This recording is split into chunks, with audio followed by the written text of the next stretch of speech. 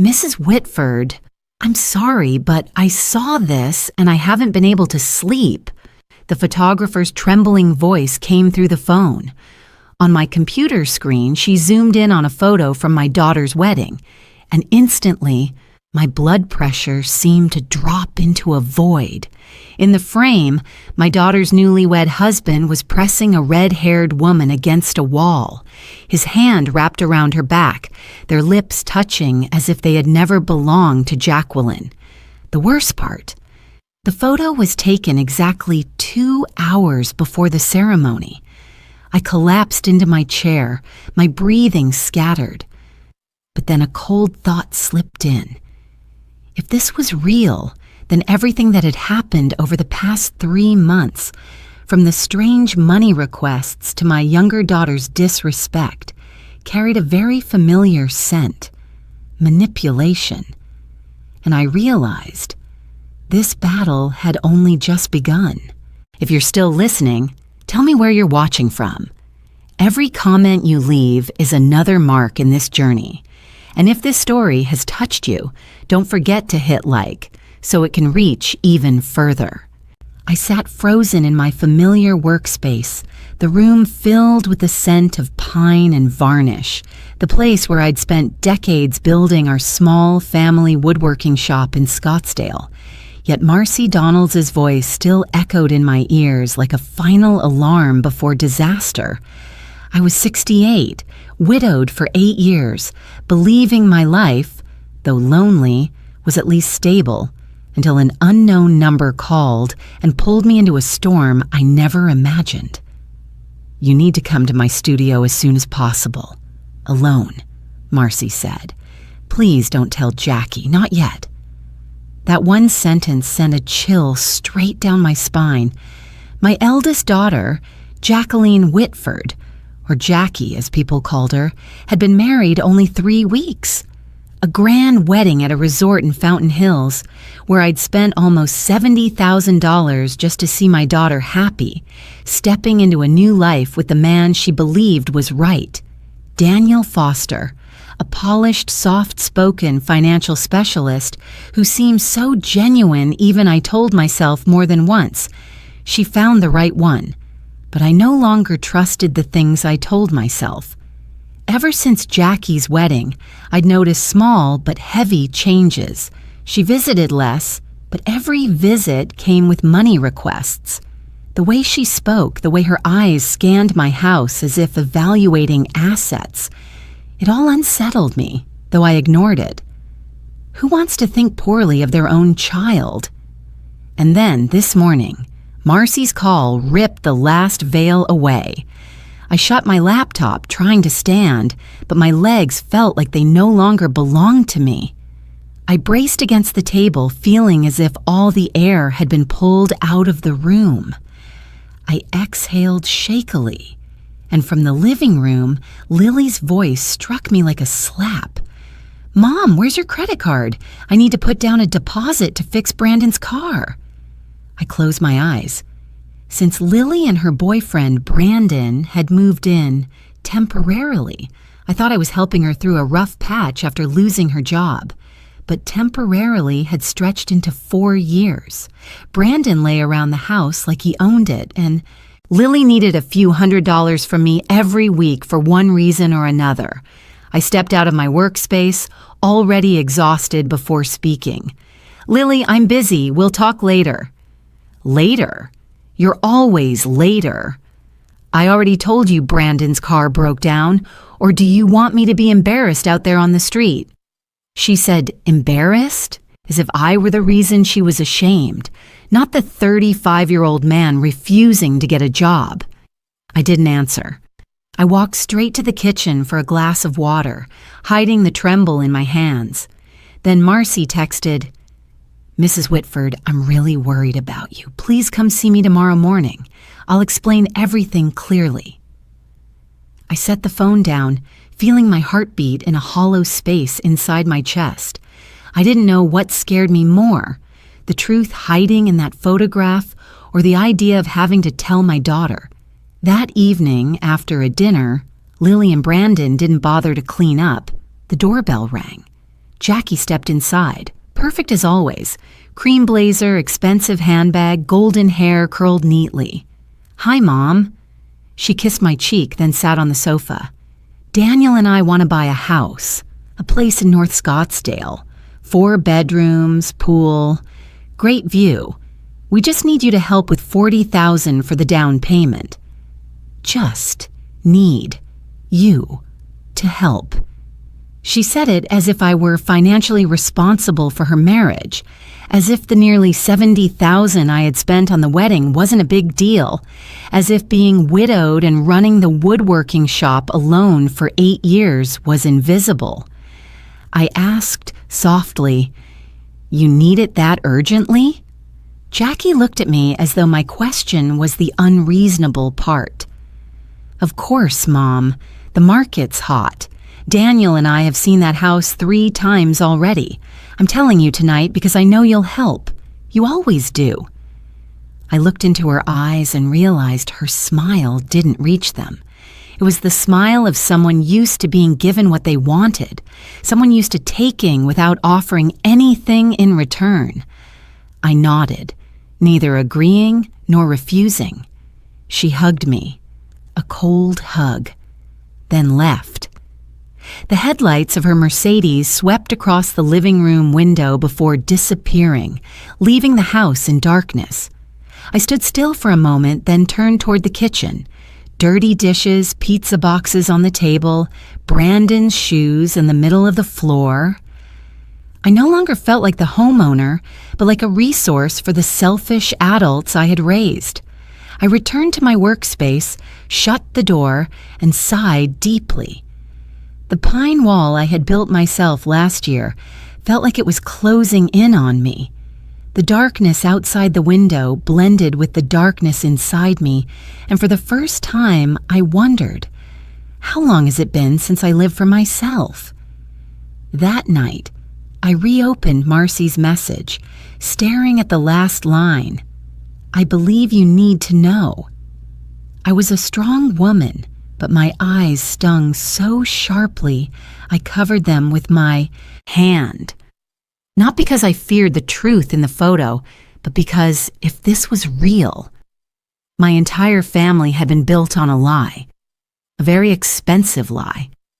I sat at the edge of my bed, my hand still shaking. I thought of my husband, Jonathan, and wondered what he would do. He always taught me to trust myself, even when trust in others became difficult. And in that moment, I knew Jonathan would never want me to close my eyes and let this slide. I lay down, but sleep wouldn't come. I heard Lily and Brandon laughing loudly in the living room, every burst of laughter stabbing through my thoughts each time I closed my eyes. I felt like I was living with strangers. By 3 a.m., I was still awake, staring at the ceiling, whispering into the darkness. If this is real, Eleanor, you need to prepare for the worst. And I knew. Tomorrow morning, I would meet Marcy Donalds. No matter how cruel the truth might be, I had no way back now. I had to face it. I had to know why the man my daughter married had embraced another woman just 2 hours before his vows. And more importantly, I had to know when my family had drifted so far from love and whether I had the strength to pull myself out of the wreckage. The next morning, I woke earlier than usual.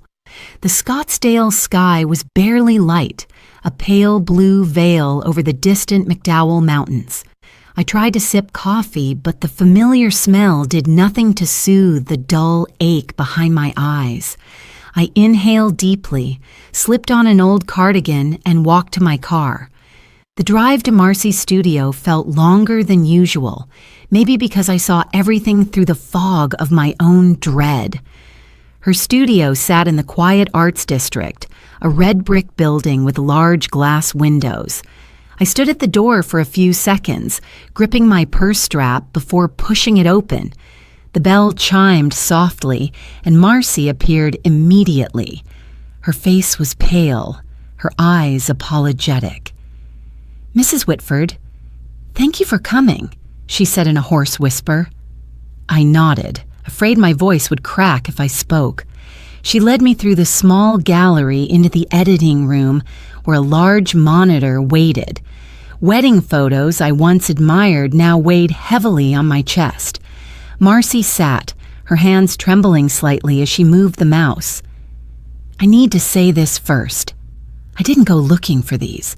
I was adjusting lighting to finalize the album, but when I saw them, she stopped, inhaled shakily. Seconds later, the photo I'd seen the night before appeared again, sharper now, undeniable. Every detail of Daniel's face, every finger pressing into that woman's waist, the way her red hair lifted in the breeze, their expressions so familiar, so intimate. I swallowed hard. Could you zoom in again? She did, and when the image filled the screen, I saw the slim diamond wedding band on the woman's ring finger. A wedding ring. That realization forced me to sit. I don't know who she is, Marcy whispered. I checked the guest list. No one matches her. I steadied my voice. And the timestamp? She pulled up the metadata. Date, hour, GPS. Everything aligned perfectly with the venue. I didn't understand all the technical language, but the data was clear. Numbers don't lie. 2 hours before the ceremony, I repeated, the words like stones in my mouth. Marcy nodded.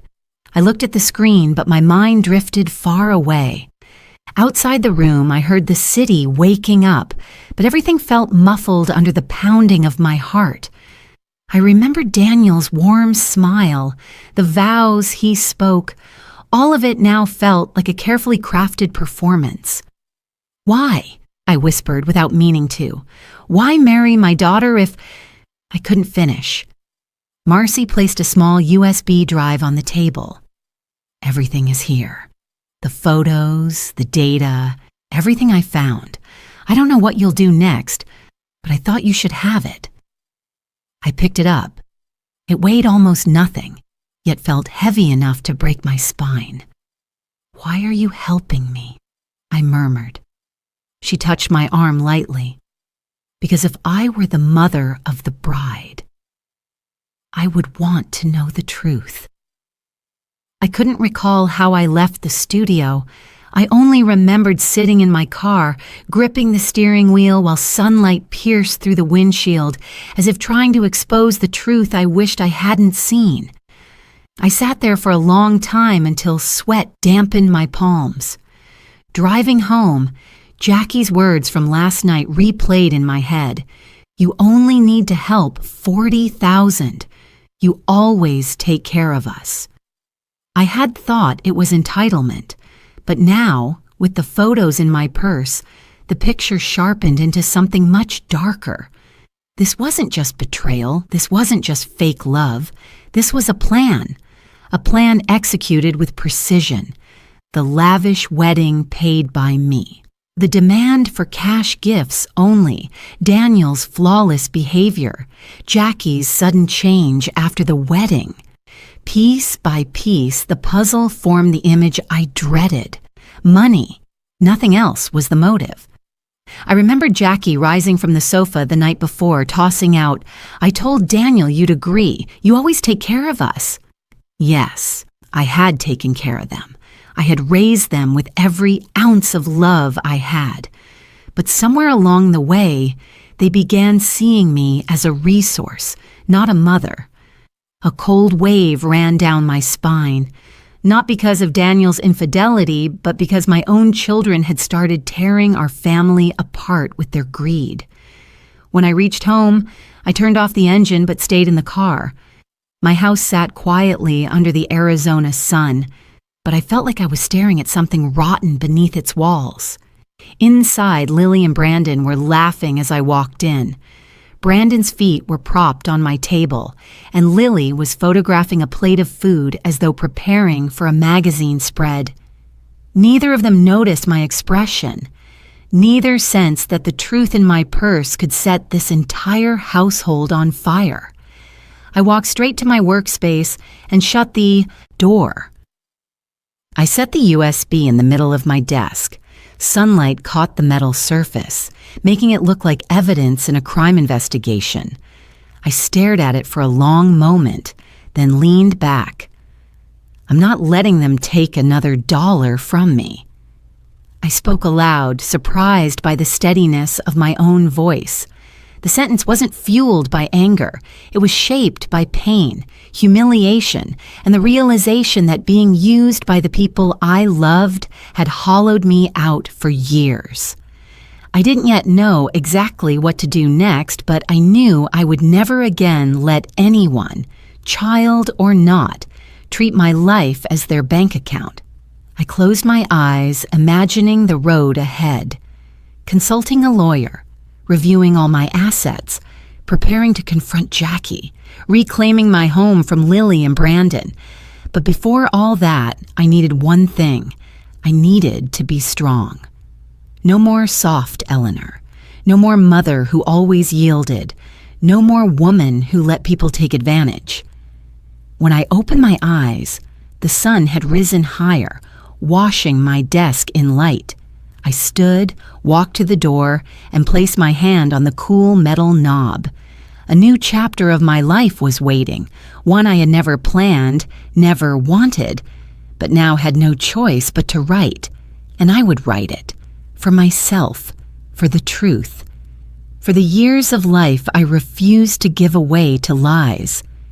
I inhaled deeply and whispered to myself, "All right, Eleanor, time to move forward." I stood there for a long time, knowing that turning this doorknob meant my old life would crumble behind me, revealing truths I wasn't ready to face. But then I flipped on the light, stepped inside, and closed the door behind me. My familiar space, the pine scent, the shelves I built myself, the warm glow from my lamp, suddenly felt like a place I no longer belonged, as if I were a guest wandering through my own home. I set my purse down on the table and let myself fall into the chair, trying to breathe steadily to push away the tightness rising in my throat. But before I could gather myself, Brandon's voice boomed from outside, loud enough to shatter the fragile silence I was clinging to. "Eleanor, can you grab me a Coke?" His voice was low, commanding, like he was calling for a servant. I walked into the living room. Brandon was sprawled across the sofa, feet propped on the table, sneakers covered in dust. He didn't look at me, his eyes glued to the sports program on TV. His posture was no different from someone who owned the house. He acted as though he had long forgotten that he was merely my daughter's unemployed boyfriend, someone I had financially supported for 4 years. I kept my voice even. "Get it yourself, Brandon." He glanced at me, shrugged, and continued watching TV. Such a small gesture, yet it made me realize the last traces of respect had fallen away with time. Before I could return to my room, Lily called from upstairs, her voice sharp and irritated. "Mom, where's your credit card? I need to book a spa appointment." "This afternoon," I stopped. All day I had been trying to hide my pain, trying to stay calm, but Lily's demands for money pierced straight through the most vulnerable part of me. I didn't reply. I went back into my workspace and shut the door, this time harder. I sat down, opened a drawer, and pulled out the wedding folder I had kept since Jackie began planning. I once thought it was a cute keepsake. Flower quotes, the photography contract, venue fees. But today, they were no longer memories. They were evidence. I opened the expense sheet. The number appeared clearly, $68,000. All of it from me. Not partially, not shared, all. Back then, I told myself I was doing it for Jackie, hoping she'd have a perfect wedding. Now looking back, I wondered, had Jackie ever thought about lowering costs because of how hard I'd worked all these years? Or had she simply pushed everything to the highest tier to maximize my investment? I flipped to the page about wedding gifts. Jackie once told me, "Mom, everyone prefers cash now. It's so much more convenient. Physical gifts are just clutter." I had agreed without hesitation. But now, remembering that moment, a different layer of truth surfaced. Cash gifts mean easy to split, easy to hide, easy to turn into something else. My breath grew shallow as I recalled those thick envelopes left on the reception table, love offerings from my friends, colleagues, and family, perhaps becoming part of someone's plan. I wrote down the number. Wedding cash gifts, $47,000, most of it from people I had known for years. I wondered, did Daniel know this from the start? Was he the one who suggested cash only? Or was it Jackie? I didn't want to believe that. But the photos Marcy had shown me had ripped open a door of truth that I could no longer shut. I picked up a pen, my hand still trembling, and began writing every detail I remembered. The day Jackie insisted on cash gifts, the times Daniel praised me for being generous, how they talked about their financial future as if already calculated, the occasions Jackie dodged questions about their joint accounts. I didn't know why I was writing all of this, but something instinctive told me I needed to record every piece, as though, if I didn't, the fragments would vanish and I'd never be able to assemble the terrifying picture taking shape. The door creaked open. Lily walked in without knocking. "Mom, I called you and you didn't answer. What's wrong? Are you overthinking things again?" I looked up at her. Lily's expression was not concern. It was irritation that I hadn't answered her demands. She crossed her arms and sighed. "Mom, don't think too much. The older you get, the more paranoid you become. Life isn't that complicated." That sentence, simple, careless, and dismissive, cut deeper than anything else today. I looked at my younger daughter. The same, 34-year-old who once cried into my arms after her first breakup. The same girl who sat behind me during that long summer road trip across Arizona. The same child I held when she felt life was unfair, now standing in front of me, seeing her mother as an obstacle. It felt like something gripped my heart tightly. Not anger, but a sadness so sharp I couldn't breathe. Lily rolled her eyes. "I'm going to the spa. Brandon's hungry. Can you make him something?" She closed the door before I could answer. I sat still, my hand resting on the open page. The lines I had written blurred as my eyes burned. It took me several minutes to realize I was crying, not because of Daniel, not because of Jackie, but because of Lily, because my own daughter saw me as an ATM and a shadow easy to manipulate. I wiped my face, inhaled, and felt something small but powerful shift inside me. Something long buried began to rise. Self-protection. I wrote another line in my notebook. My daughter sees me as a tool. Her boyfriend treats my home as his own. That single line, though written as a note, felt like the first time I had called the truth by its real name. I could not stay silent forever. I could not keep closing my eyes. I could not let the rest of my years be used for purposes I never agreed to. That night, for the first time in years, I locked my bedroom door. Lily knocked a few times, calling my name, but I didn't open it. I lay on my bed staring at the ceiling, letting silence fill the room. I knew I had crossed an invisible boundary, the boundary between endurance and awakening. I whispered into the darkness, a quiet vow to myself. Enough. Eleanor won't stay silent anymore. And I knew everything would change from here. But I also knew it was what I needed to reclaim what was left of my peace. I thought I might sleep a little that night, after such a long day and discoveries that squeezed my heart until it hurt. But as I changed clothes and reached for the bedroom light switch, I heard Lily's voice coming from the living room. Her tone was bright and overly cheerful, completely different from the indifference she had shown me earlier. I froze, my hand still on the switch. A sharp instinct crawled up my spine. I needed to listen. I cracked the door open and stepped into the hallway.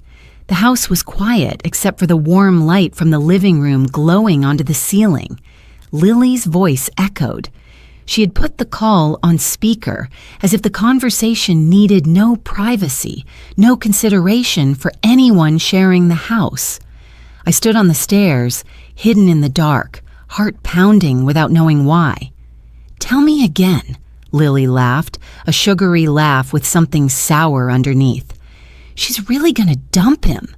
In 2 months?" Then Jackie's voice came through. Clear, cold, nothing like the girl who once held my hand running along Santa Monica Beach when she was 10. "Yeah, in 2 months it'll be done. Clean divorce, no. Drama. And we split the wedding gifts 60-40. I get the bigger share because Mom paid for the whole wedding." I gripped the wooden railing so hard that my fingertips went numb. My heart twisted, then dropped as if losing all warmth at once. Lily burst into laughter. Oh my God, she'd faint if she knew, but she won't. Mom's old, so easy to fool. The words old and easy to fool cut through me like a thin, cold blade. I stood frozen, my breath breaking in my chest. Not because Jackie was planning a divorce, not because they were dividing wedding gifts like loot, but because my daughter, the one I raised with everything I had, called me those words without hesitation or compassion. Jackie continued, her voice emotionless, like discussing a bargain item. "Once everything's done, I'll tell Mom I need to move out, start fresh after the heartbreak. She'll feel sorry for me and pay the down payment automatically. She always does." Lily chimed in immediately. "I'm doing the same thing with Mom. She's used to it. Yesterday I told her my car broke down and she's already thinking of buying me a new one. I just need to ask a few more times so she gets used to spending." I nearly lost my grip on the railing. I, who had raised both girls with money earned from sweat in our woodworking shop, had turned into a wallet they could manipulate and practice tactics on. Lily's voice rang out again. "Brandon says she's predictable. Say something sweet and she believes it. I mentioned wanting to go to the spa and she didn't even dare say no. That's what happens when you're old." My legs shook so hard I had to lean into the wall to stay upright. Not from insult, from clarity. Clarity that the people I loved had been treating my affection as something cheap. I steadied my breath, trying not to let a sob escape. Lily would hear it. She would know. Jackie spoke again. "Just make her think Daniel and I are genuinely happy. When the divorce happens, I'll play the betrayed wife. She'll blame him and open her wallet. The house deposit will take care of itself." Lily asked, curious. "What about Mom's trust? I heard old people change wills all the time." Jackie answered casually, "Who knows? But let's take advantage while she's still soft. Old people are all emotional." I heard chairs moving and more laughter. Bright, carefree laughter, as if they were enjoying a late-night comedy, unaware that every word was slicing my heart open. I backed away from the stairs step by step, like a ghost drifting through its own home. The house felt suffocating, the walls closing in. I retreated to my room and locked the door with trembling hands. Under the dim glow of the bedside lamp, I pressed my hand against my chest, feeling the uneven beats. Every emotional defense I had collapsed within minutes. What I heard wasn't just betrayal, it was a coordinated plan, calculated by the daughters I had poured the best years of my life into loving and protecting. I sat at the edge of my bed, not crying, not screaming. The pain was so deep that the tears felt trapped in my throat. I only felt cold, a coldness that seeped to the bone. I thought of Jackie as a child, her tiny hand gripping my shirt when she feared thunderstorms. I thought of Lily running into my arms, sobbing after her first fall. Those memories clashed violently with the present, two worlds that no longer touched. The maternal love inside me, always gentle, patient, forgiving, fractured like glass, struck with a hammer. I whispered to the empty room, my voice barely audible. How could you? But the question floated in the air, unanswered. I walked to my desk and looked at the open notebook with the list of suspicions I had started hours earlier. I added a new line, writing slowly, each stroke carving into my heart. They are not only using me, they are performing behind my back. Then a clear thought rose in my mind, bright as a lamp turning on in the dark. I cannot let this continue for even one more day. Facing two manipulative daughters and a deceitful man like Daniel would not be easy. But the truth I heard tonight had transformed my pain into resolve. If I didn't act now, if I kept softening, kept believing sweet, empty words, I would lose everything, including myself. I closed the notebook, breathed deeply to steady myself. And in that moment, I knew what I needed to do. Tomorrow, I would see a lawyer. I would no longer allow myself to be led around. I would no longer let the people I once loved control every breath of my remaining years. I turned off the light.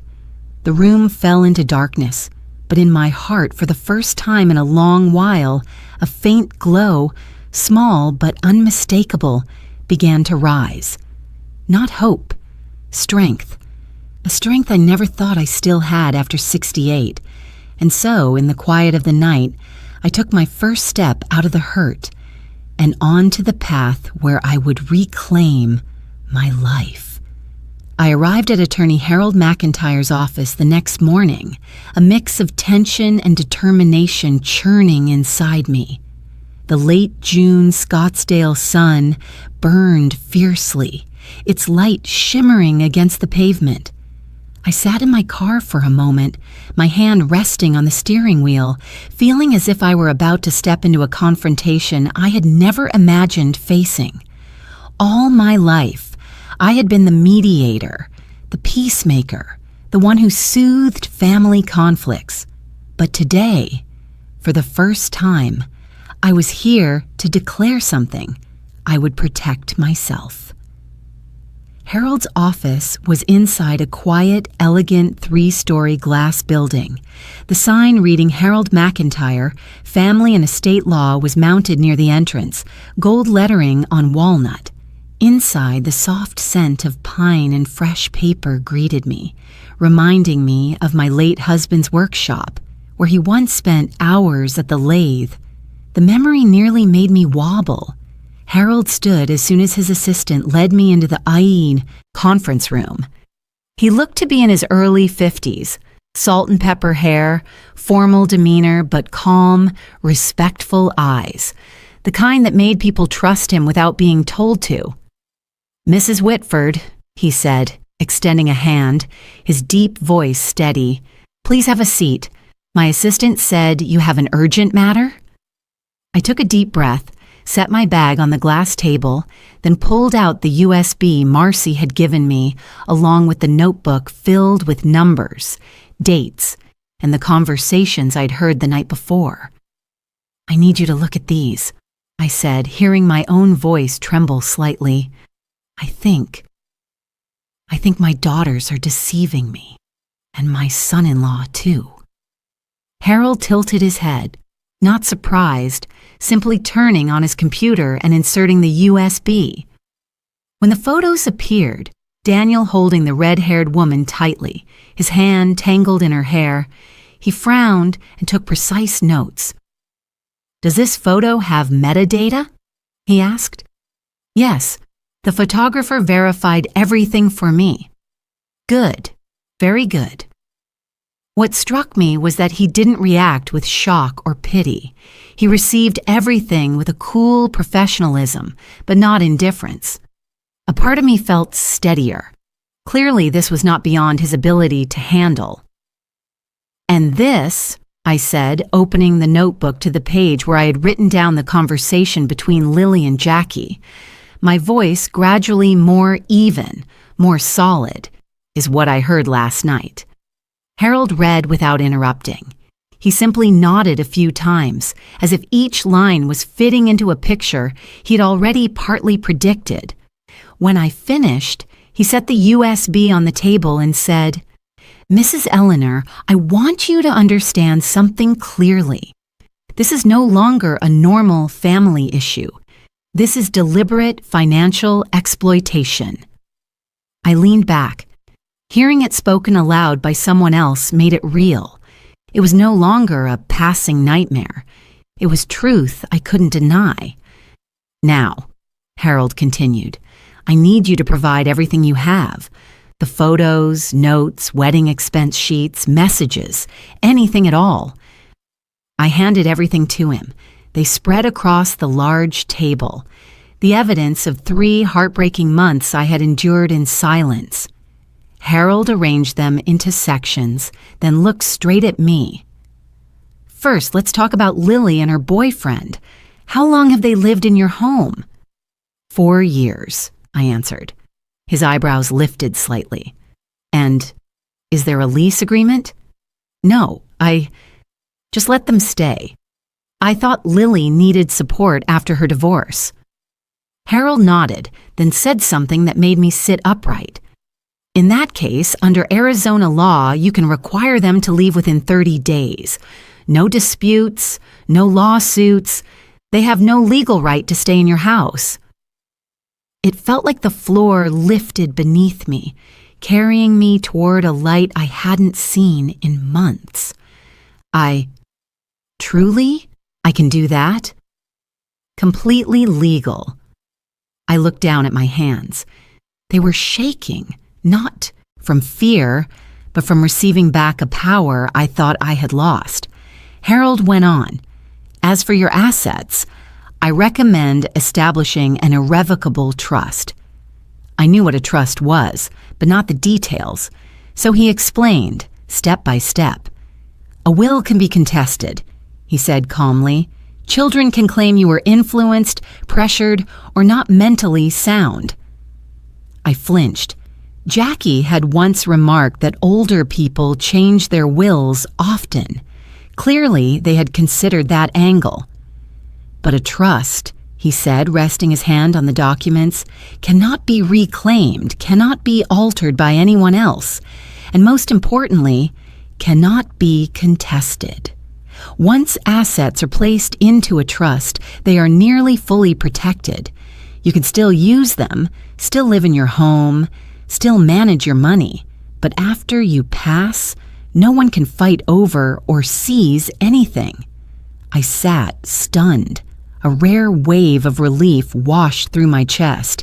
"So, they won't be able to take anything unless I want them to?" Harold smiled, softly but with certainty. "Exactly." For the first time in months, I didn't feel alone in this battle. "I want to establish the trust," I said immediately, "as soon as possible. I don't want them touching anything ever again." Harold made notes quickly, then looked up. "But you must understand, this will make them furious." I met his eyes, calm, steady, unshaken. "They stopped being family," I said, my voice firm enough to surprise even me, "when they started treating me like a wallet." The air in the conference room went still. Harold nodded, not politely, but in acknowledgement of a strength he recognized. "Then let's begin," he said. I signed the legal agreement. The sound of the pen sliding across paper felt like a blade cutting through the invisible rope that had bound me for years. Clean, final, freeing. When I stepped outside the office, the sun was still harsh, but it no longer blinded me. The hot wind blew against my face, but I felt lighter, as if I had just walked out of a dark room where I had been trapped for far too long. Standing beside my car, watching the glass buildings reflect the blinding sky, I thought, Eleanor Whitford has entered a new chapter. I am no longer the woman tossed around by circumstances. From today forward, I hold the wheel. Then I opened my car door, started the engine, and felt certainty settle into my bones. My counterattack, the counterattack of a mother long underestimated, had officially begun. I returned home late in the afternoon, carrying 2 thick yellow envelopes Harold had prepared. He emphasized that these were the first step in the legal process, and that how I handed them over mattered less than my resolve, my refusal to yield to tears or rage from people who had thrived on my vulnerability. I sat in my car for a long moment, my hand on the steering wheel staring at the familiar house that suddenly felt foreign, as if it had witnessed far more than I was ready to accept. It had once held laughter, warm dinners, family photos tacked to the walls. Now it felt like a silent battlefield. I inhaled deeply, stepped out of the car, and walked up the stone path to the porch. The envelopes in my hand felt heavy as rocks, but also like shields protecting the rest of my life. Inside, as expected, Brandon was sprawled across the sofa, feet on the table as if it belonged to him. The TV blared a football game and a sweating beer can sat beside him. Lily lounged on the staircase, scrolling her phone, looking far too comfortable for someone living off another person for 4 years. I stood before them, didn't speak at first, and placed the 2 envelopes on the glass table. The soft slap they made was sharp as a blade. Brandon raised a brow, rude as ever. "What's this?" "Eviction notices," I said, my voice calm. So calm it startled even me. "You 2 have 30 days to leave my house." In that instant, the room froze. Brandon shot up from the sofa, face flushing red, veins rising in his neck. "Are you senile, old woman? This is Lily's family home. We've lived here 4 years. You can't just throw us out like dogs." Every word he spat hit the air, but none of it touched me. I'd heard worse. I'd endured more than enough disrespect to become immune. Lily burst into tears instantly, her sobs flowing with the precision of a rehearsed act. "Mom, how could you do this to me? You know I'm struggling. You know I'm just trying to get back on my feet after the divorce. Mom, you're so cruel." I looked at my daughter, the same one who had feverishly clung to me at 7 years old, the same girl with wide, innocent eyes who used to curl against me when the world felt unfair. Now she cried for money, not love. "Lily," I said slowly, "I heard everything last night. I know what you and Jackie are planning. I know you see me as a wallet, so you don't get to say I've betrayed anyone." Lily froze mid-sob, as if slapped. Brandon shot her a sharp look. Then, reflexively, Lily grabbed her phone and dialed. Jackie, listen. Mom's kicking us out. Something's wrong with her. She gave us these papers. It's like she wants us homeless." I stood with my arms crossed, hearing every word Jackie spoke on speaker. On the other end, Jackie's voice came through, angry but not surprised. "What? I'll be there. Don't say anything else. Let me and Daniel handle it." I pressed my lips together. Handle it. As if I were a malfunctioning appliance, not their mother. Brandon turned toward me, voice raised in threat. "You can't do this. We have rights. I swear. We'll sue. You'll regret this for the rest of your life." I didn't react. Didn't argue, didn't shed a tear. I simply repeated the line I had practiced ever since I left Harold's office. "You 2 have 30 days, no more." The room vibrated with their outrage.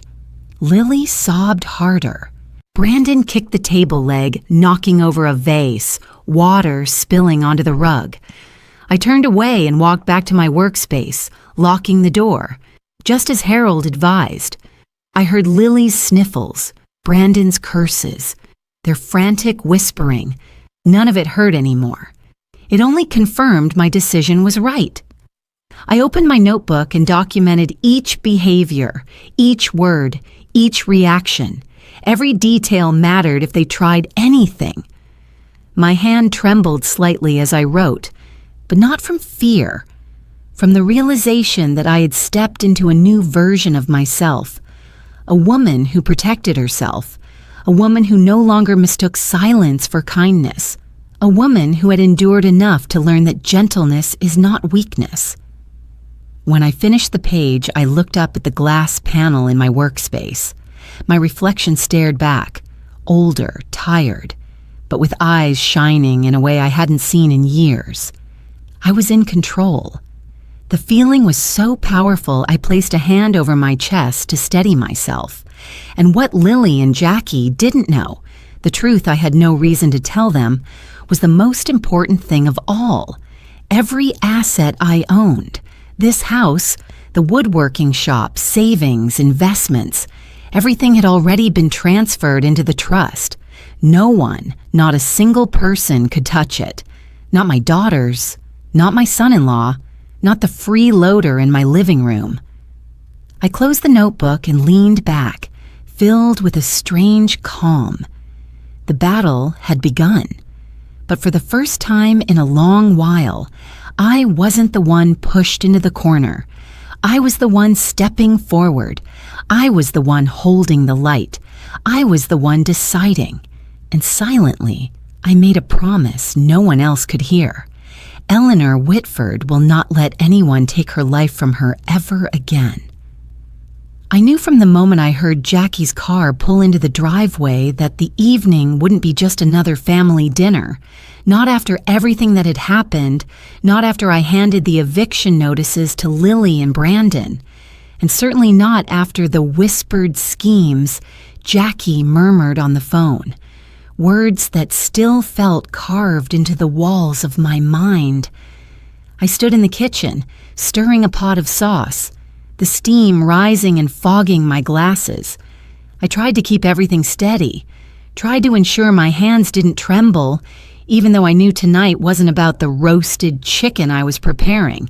It was about the final confrontation between me and the daughters I once believed would never betray me. The door opened. Jackie stepped in first, polished as always, hair tied neatly, a stylish plaid jacket, a smile practiced to perfection, but I could see the urgency beneath her makeup. "Mom," Jackie said, as if a peaceful evening awaited us, "I brought fresh bread. We can have it with your dinner." Daniel followed her. His eyes slid past me quickly, then lingered on the living room, where Lily and Brandon sat with tense, hopeful faces, like drowning people clinging to one last life raft. It was clear. They had called Jackie obsessively, enough for her to bring Daniel along as some kind of rescue squad. I didn't hurry to speak. I set the pot down, turned off the stove, wiped my hands, and walked to the dining table I had prepared ahead of time. Everything was tidy and formal, like one final ritual before the truth shattered open. "Let's eat," I said softly, but clearly enough for everyone to hear in the silent house. Dinner began with small talk, Jackie asking about my health, Daniel asking about the woodworking shop, Lily pretending to choke up every time I looked her way, but only a few minutes later, their real purpose began to show. "Mom," Jackie said, setting her glass down, looking at me with an expression carefully crafted to appear thoughtful, "I think it's time you considered selling the house. You're living alone in a place this big. It's not suitable anymore." Daniel nodded as if he were some expert on my life. "Besides," he added, "if you sell now, you'll get a great price. You could move into a more comfortable apartment. We'll help you choose." The words came out like a caring suggestion, but they were sharp as a blade. I stayed silent, watching them. I didn't nod or shake my head. I just looked. That silence made both Jackie and Daniel waver slightly, and they kept pushing. And if you sell, Jackie continued, her voice smooth as if she'd rehearsed it all afternoon, you could help us with the down payment on a new house, so our family can stay close. I almost laughed. Before I could respond, Daniel leaned toward me, adding smoothly, either way. Later on, all your assets will go to the kids anyway. Why hold on to so much and stress yourself out? Stress myself out? What did he just say? I heard Lily softly murmur agreement, and Brandon smirked like this was all obvious. And then all the hurt, the collapse, the months of quiet suffering aligned into one straight, steady line running through me. I set my fork down. All right, I said, if you all want to talk seriously, then I have something serious to show you. I stood, walked to my office, and returned with the USB Marcy had given me, the one weapon I knew would tear every mask off the faces sitting around my table. I placed the USB in front of Jackie. Open it. Jackie looked at me, confused. Then she plugged it into her laptop and opened the photo folder. The room died instantly. The first picture, Daniel holding the red-haired woman, their lips almost touching, his hand behind her neck. The second, another angle even clearer, undeniable. The third, the woman's hand wearing a wedding ring. Jackie froze. Her face turned to stone, her lips trembling before going rigid. Daniel went pale, blinking rapidly as if the images might disappear if he denied them long enough. Lily covered her mouth. Brandon swore under his breath, unsure whether to look at me or at Daniel. I folded my arms, my voice calm to the point of cruelty. This is what happened 2 hours before the wedding. Full metadata, exact timestamp, GPS coordinates, real people, real events. Jackie inhaled sharply, choking on air. No way. Daniel, I say something. Daniel opened his mouth, then closed it again, his face twisting like someone gripping his throat. I straightened up and looked at each of them. We're not done, I said. Let me read the sentence you two said to each other last night. Lily shot to her feet, shouting, Mom, were you eavesdropping? No, I replied. I heard you. You had the speaker on. And I read, word for word. 2 more months and it's done. Smooth divorce. Wedding gift split 60-40. Mom's old. Easy to fool. No one breathed. No one blinked. Jackie stood so fast her chair crashed backward. Lily, you actually said that where Mom could hear you? Lily stammered. I didn't know Mom. Brandon cursed again, louder this time. I looked at them. 4 people. 4 faces exposing guilt and fear. A family I once thought I had, now reduced to a swamp where each one had tried to drag me under. I placed my hand on the table and said the line I had prepared exactly for this moment. I know you all see me as a wallet, but today, I'm informing you of one thing. 4 sets of eyes turned toward me. All of my assets, my house, my money, my shop, have been moved into a trust, and a trust cannot be sued, cannot be touched, cannot be broken. No one moved. I continued.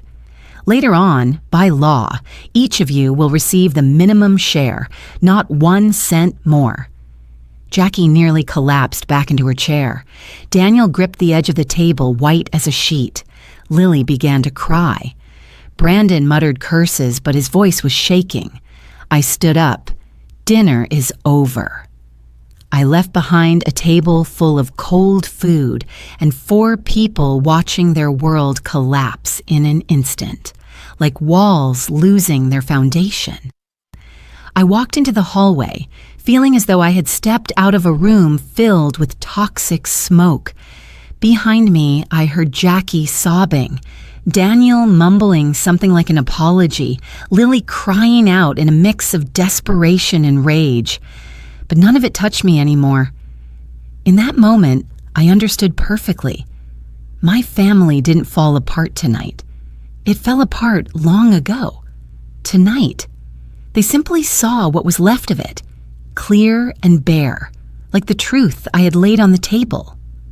The days after that fateful dinner, my house felt like a dying animal thrashing in chaos before it finally surrendered. Every wall, every door seemed to witness something I never imagined facing at 68. Psychological games from the very children I spent my life loving. Lily and Brandon behave like people with nothing left to lose, or who believed that if they pushed hard enough, I would break the way I always had. But they miscalculated. I was no longer the mother who could be manipulated by tears. I'm struggling, or empty promises of a future they never intended to honor. In the first 3 days, their strategy was clear. Noise, disruption, attempts to rattle me. In the morning when I came downstairs, Lily was blasting loud electronic music, making the dishes on the rack tremble. She'd never listened to that genre before, let alone blasted it inside a house with an elderly person. I brewed my coffee as if I heard nothing. Lily glanced at me, challenging. "Doesn't this bother you?" I simply replied, "No." Brandon slammed the door every time he went out, trying to shake the walls. Sometimes he left empty beer cans on the dining table and nudged them to fall, watching me like he was waiting for me to snap, but I said nothing. At night, they tried a different tactic. Lily tried frightening me, flicking hallway lights on and off when I walked through, cracking my door open, then closing it, or sitting in the dark living room whispering things like, "Being alone at your age. Dangerous things can happen." I knew the game. Harold warned me. When exploiters lose control, they will do anything to regain it. Still, I stayed silent. One night, near midnight, Lily stood outside my office door, voice trembling as if she were truly heartbroken. "Mom, I'm sorry, I really am. I don't know what Jackie told you, but I was wrong. Brandon, he controls me. I don't want this." I remained at my desk, pen moving across the page just as Harold instructed. I let her finish, then opened the door. She was crying. Real tears or a perfect imitation. But I'd been Lily's mother her whole life. I knew her inside and out. "What do you want?" I asked. Lily blinked, hesitated only a second. If you give me more time or help with the deposit on a new place, I promise." That was when I cut her off, my voice steady enough to surprise even me. "If you were truly sorry, you would apologize without asking for anything." Lily froze for 2 seconds. Then her face changed entirely, the mask falling like shattered glass. "Fine," she yelled. "Then stay here alone. Brandon's right, you're selfish. Don't blame anyone later." She stormed upstairs, each step pounding with rage. I returned to my desk and wrote, Day 4. Lily shifted from remorse, request money, anger. Failed. Brandon was different. He didn't plead, he threatened. One afternoon, he stood in the kitchen with his arms crossed, blocking my path. "You know what people will say, right?" he growled. "They'll say you kicked your own daughter out. You think you'll live peacefully after that?" I didn't answer. I stepped aside. He mirrored me. I stepped the other way. He blocked again. I met his eyes, my voice firm. "Whether I live peacefully or not is none of your concern." He clenched his jaw, but this time he backed away. Every detail I recorded. Harold said it was vital if they tried to flip the story, claim I was unstable or abusive. I never imagined my daughter and the man she dragged into my home would stoop so low, but that was before I learned the truth. The low point of their desperation came when Jackie sent a text first. "Mom, I'm bringing someone to help you. You're not well. You need an evaluation." Before I could reply, the doorbell rang. A woman in her 50s stood outside, wearing a psychologist's badge, with Jackie beside her. Her face a mix of concern and superiority, like someone preparing to intervene in another person's life, while believing it's for their own good. "Hi, Mom," Jackie said gently, as if she hadn't been exposed with infidelity the night before. "This is Dr. Monroe. I think you're under a lot of stress and need—" I cut her off. "No." Dr. Monroe smiled professionally. "Mrs. Whitford, we only want to determine whether—" "I did not invite you into my home," I said, staring directly at her. "Please leave." Jackie flushed. "You're not acting rational. We just want to make sure you're capable." I opened the door wider, my voice icy. "If you are not off my porch in 3 seconds, I will call the police and report trespassing." Both women froze. Then Dr. Monroe stepped back. Jackie stiffened, saying nothing. I closed the door, not harshly but decisively.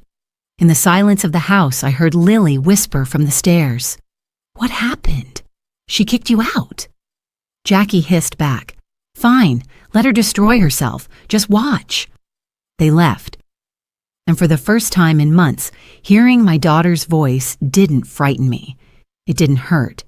It just felt empty, followed by a strange, unexpected sense of relief. In the days that followed, things in the house began breaking in suspicious ways. A picture frame fell. A doorknob was twisted out of alignment. A ceramic vase I had bought 20 years ago was smashed. But instead of getting angry, I picked up my phone, photographed each item, and saved everything into the folder labeled Legal Documents Section B. Every time I pressed the shutter, I felt a little stronger, because I was no longer fighting with emotion. I was fighting with clarity. On the 10th day of the eviction notice, Lily and Brandon finally began packing boxes. Their arguments echoed through the house. Blame, frustration, fear. Lily cried, then screamed. Brandon cursed and pounded on the walls, the thuds shaking the plaster but never breaking the calm I was building for myself inside my office. I closed the door, sat at my desk, turned on the warm lamp, and opened my notebook. New lines flowed steadily across the page. 10th day. They know I've changed. No more negotiating, no more hesitation, no room left for pity that can be exploited. I set my pen down and leaned back. For the first time in many years, I felt serene. Strangely, that serenity came from the deepest place of pain, yet it was also where strength was born. I had exhausted myself by loving the wrong way. Now I was learning to love the right person, myself, and my family, the ones who thought I would endure forever, finally understood. Eleanor Whitford would not be silent anymore, and if I ever chose silence again, it would be a weapon, not a weakness. The 30th day arrived as softly as a breath, yet as heavy as a stone on my chest, not because I was afraid or unsure, but because it was the day I would watch a rotten chapter of my life finally close. I woke at 6 a.m. to the Arizona sunlight slipping through the blinds, painting thin golden stripes across the wooden floor. Today, the house would change. Today, I would change.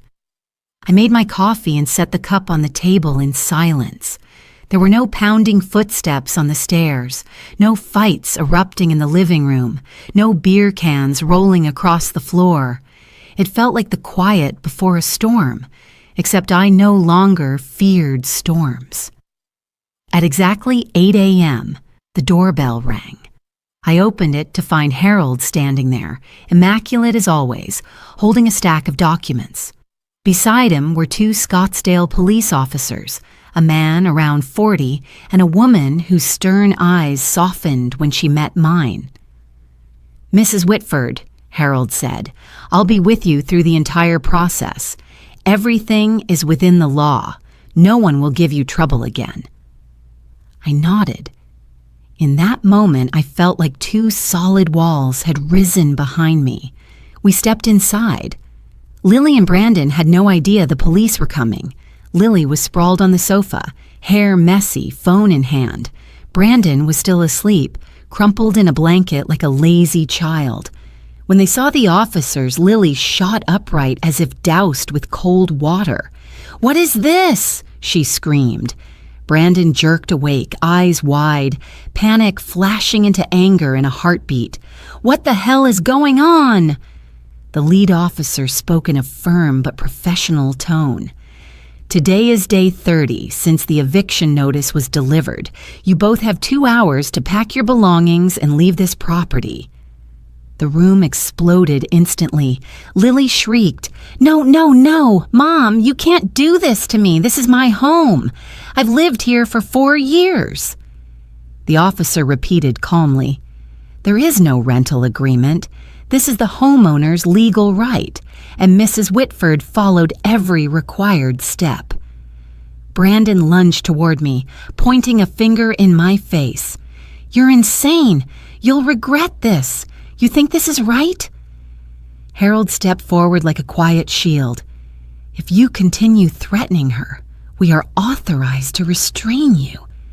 Brandon backed up, still cursing, kicking the wall hard enough to knock plaster loose. Lily collapsed on the couch, sobbing, "Mom, please, I'm not ready.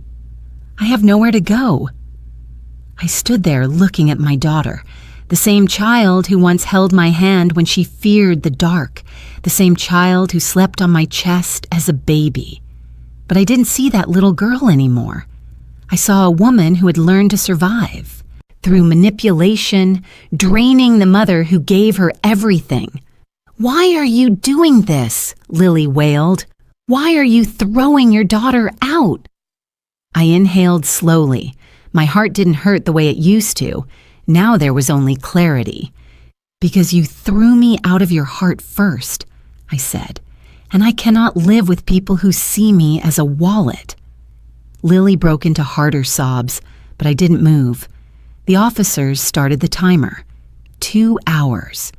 2 short hours that felt like a lifetime to Lily and Brandon. They ran upstairs, dragging suitcases down, clothes spilling everywhere, shouting at each other. Lily accusing me of cruelty, Brandon pounding on furniture, Lily screaming that I was heartless and ungrateful and not a real mother. I stood in the kitchen, holding my coffee, looking out into the backyard, the same yard where Jackie used to play ball, where my old dog slept in the shade, where I'd once planted flowers with my husband. Now it bore witness to a painful but necessary cleansing. I wasn't happy, but I was relieved. Relieved like someone taking off a heavy, suffocating armor they had been forced to wear for 4 years. 2 hours passed. Lily and Brandon came down the stairs with the last of their boxes. Lily's eyes were swollen, mascara streaked across her cheeks. Brandon was trembling with anger. They walked out to the porch and loaded their belongings into Brandon's old brown car. He slammed the trunk hard enough to shake the frame. Lily turned back, hatred and hurt mixing in her eyes. "You're going to live alone for the rest of your life," she said, her voice cracked and venomous. I stood tall, no tears, no trembling. "Better alone," I replied, "than surrounded by people who only use me." Lily yanked the car door open. Brandon started the engine. The old vehicle rumbled out of the driveway and disappeared behind the trees. The officers thanked me and left. Harold shook my hand, firm, steady. "You did the right thing, Eleanor. I'm proud of you."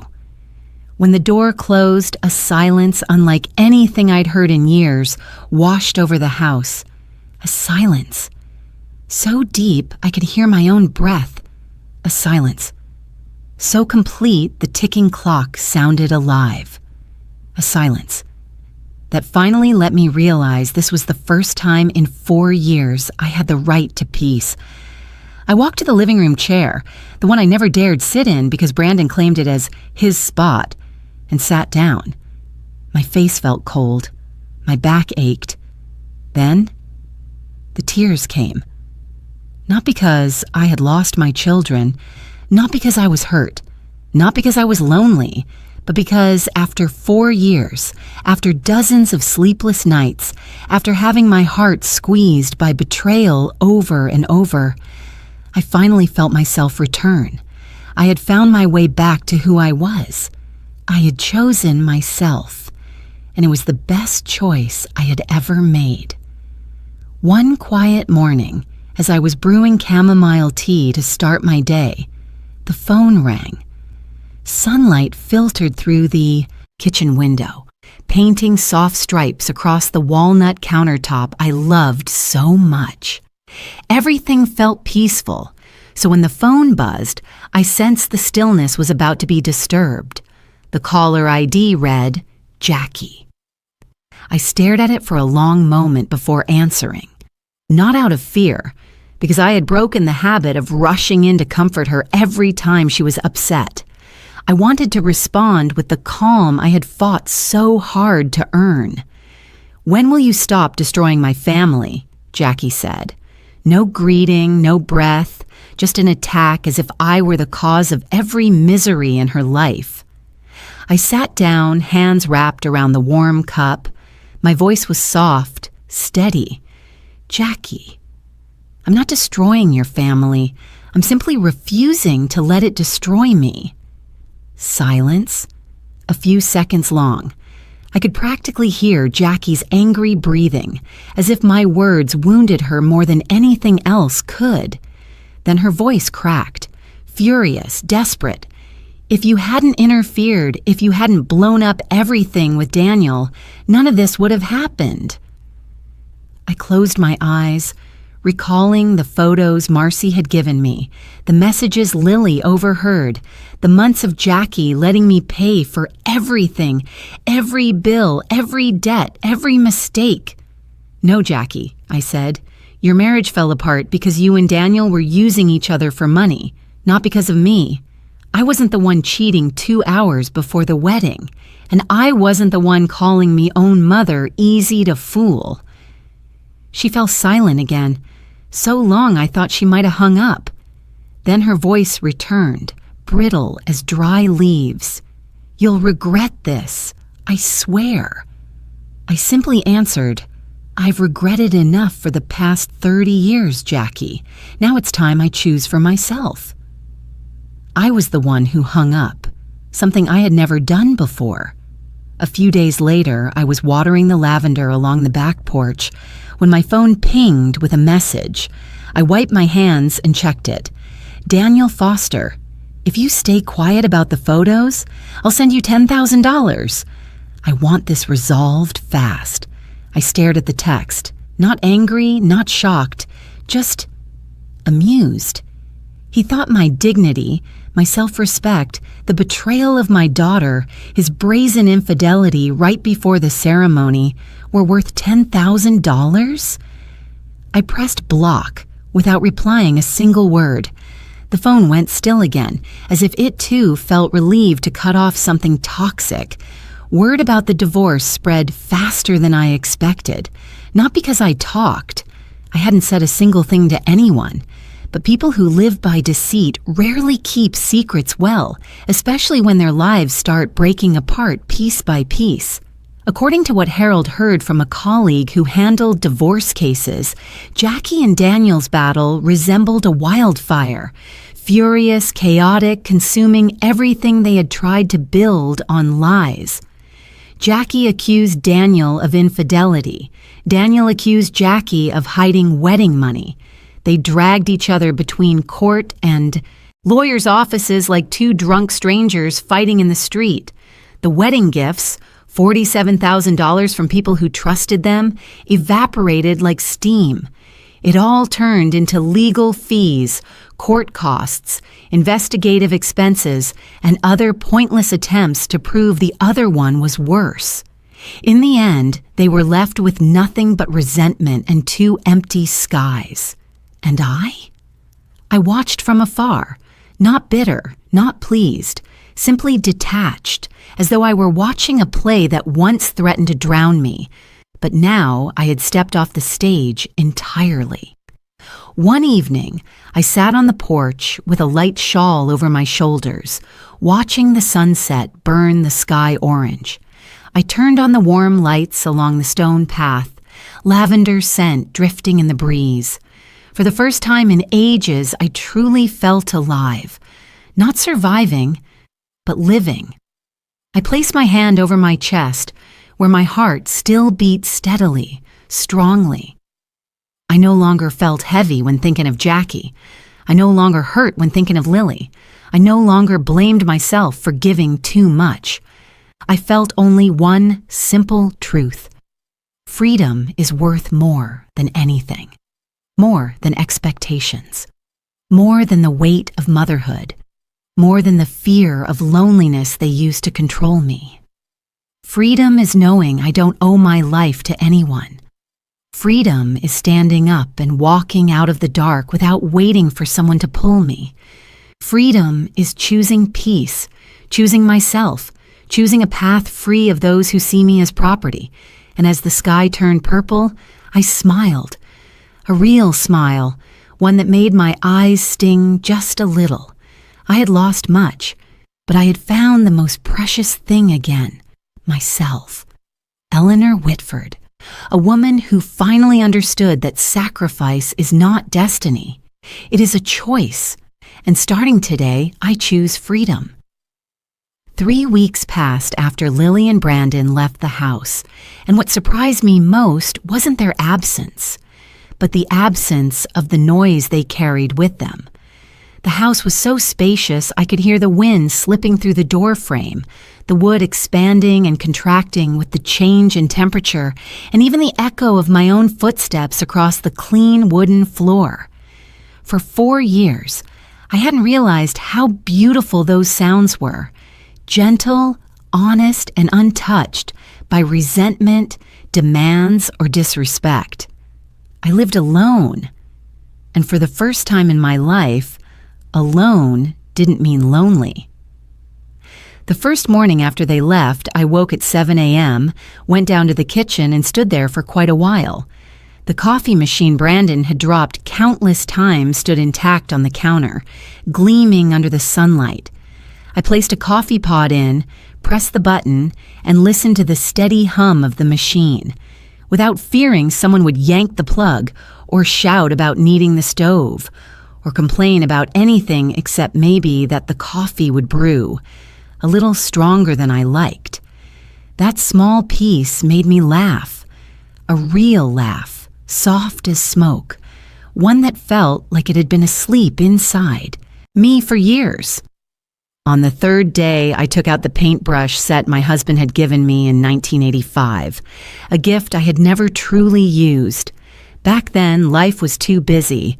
Then came the children, then the store, then his illness. And I pushed my own interests aside as if they were luxuries I didn't deserve. I sat at the dining table, spread out the paper, set the palette. Sunlight passed through the window and shimmered across the watercolors like pieces of glass. For the first time in 4 decades, I dipped a brush into blue and touched it to paper. The first stroke trembled, the second steadied, the third, my mind finally let go. I painted the backyard, the lemon tree my husband planted when Jackie was born, the wooden chair where I used to read to Lily. Everything appeared imperfect, proportionally wrong, yet painfully true. When I finished, I didn't cry. I simply placed my hand over my heart and felt a gentle easing ripple outward like circles on water. I had returned to myself, the woman I was before I drowned under duty and endless sacrifice. A week later, I joined a woodworking repair class for older adults at the community center. I had always thought I only knew how to run a store, that working with tools was men's work. But standing before a piece of wood, holding a chisel, hearing fibers split under my hands, it made me feel stronger than I ever had. In the class was Margaret, 82, a cheerful widow who loved telling stories about her late husband. Philip, a veteran with slightly trembling hands but unwavering patience. And Laura, 50, newly divorced and learning how to begin again. I sat among them holding a light mallet and realized I wasn't lost. I wasn't left behind. I belonged here. None of them knew my story, and I didn't need to tell it. We shared through laughter, through borrowing sandpaper, through lifting each other up when a piece of wood broke the wrong way. That evening, I returned home with the scent of fresh lumber on my hands and a heart full of energy. In the second week, I decided to renovate the kitchen, a task I should have done long ago but kept postponing out of fear of inconveniencing the freeloaders living under my roof.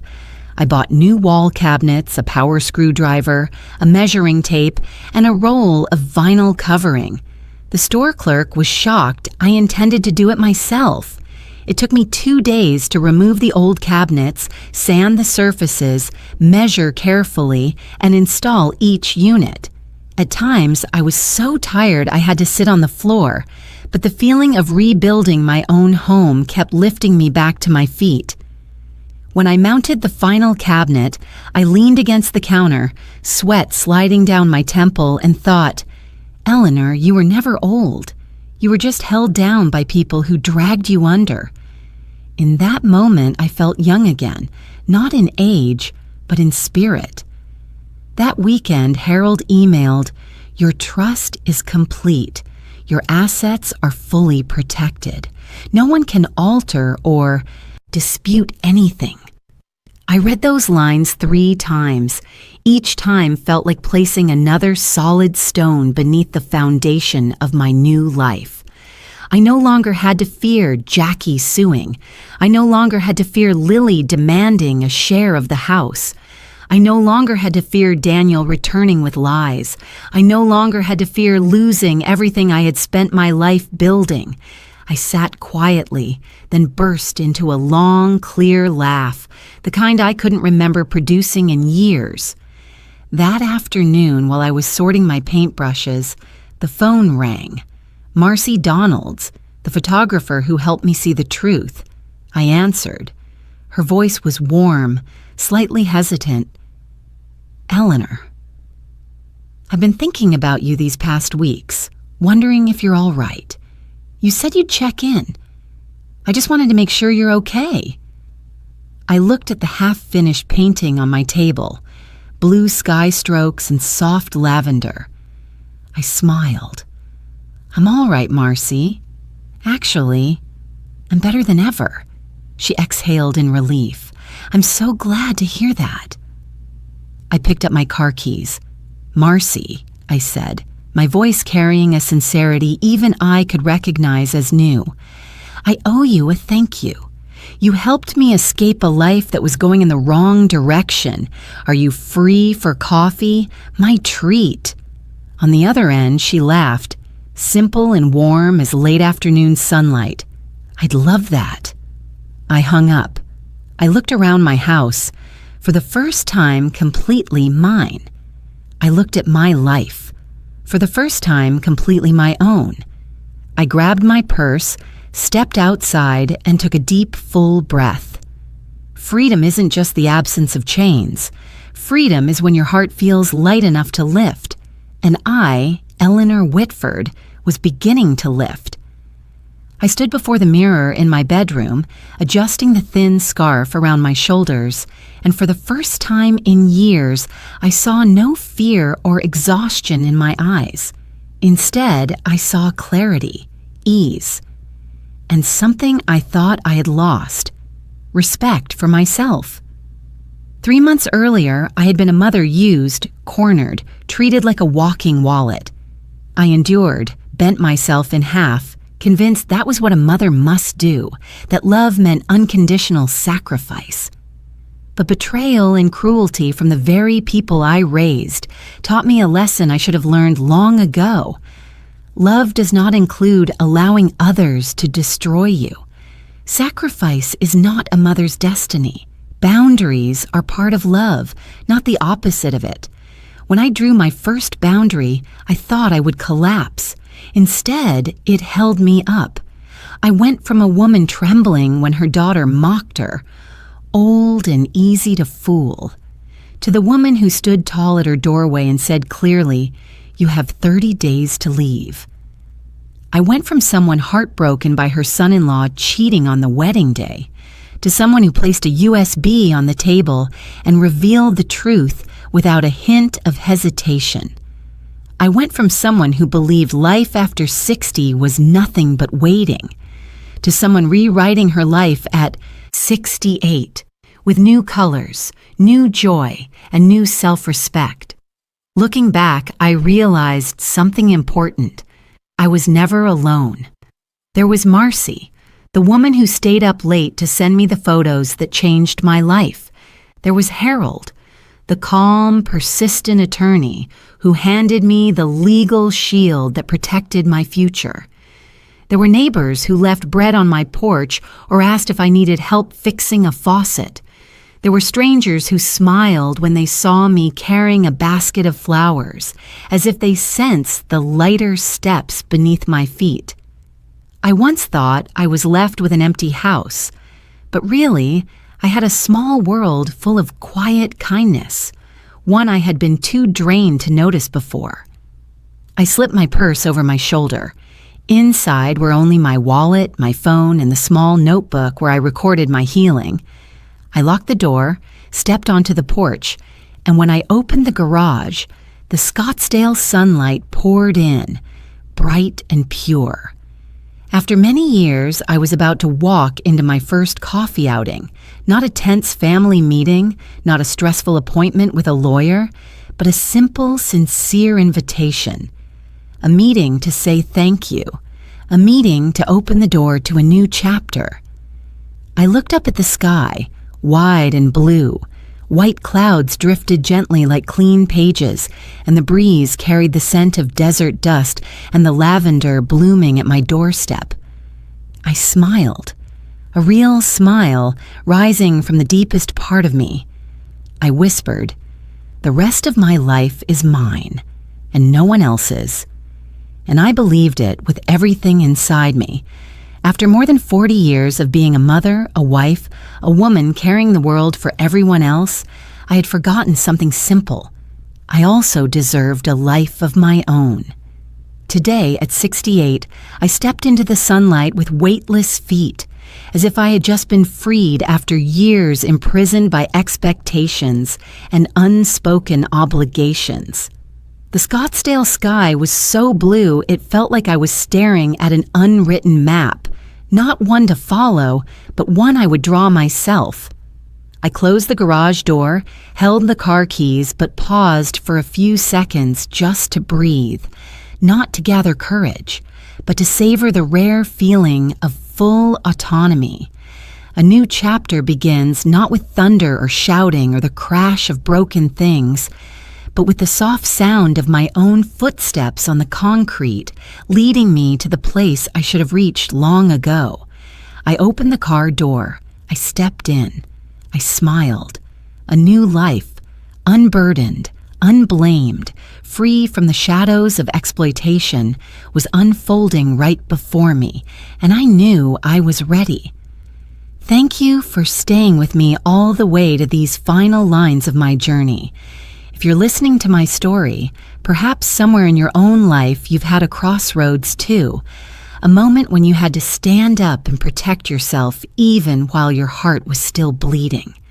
At any age, we all deserve peace, respect, and a life that belongs to us.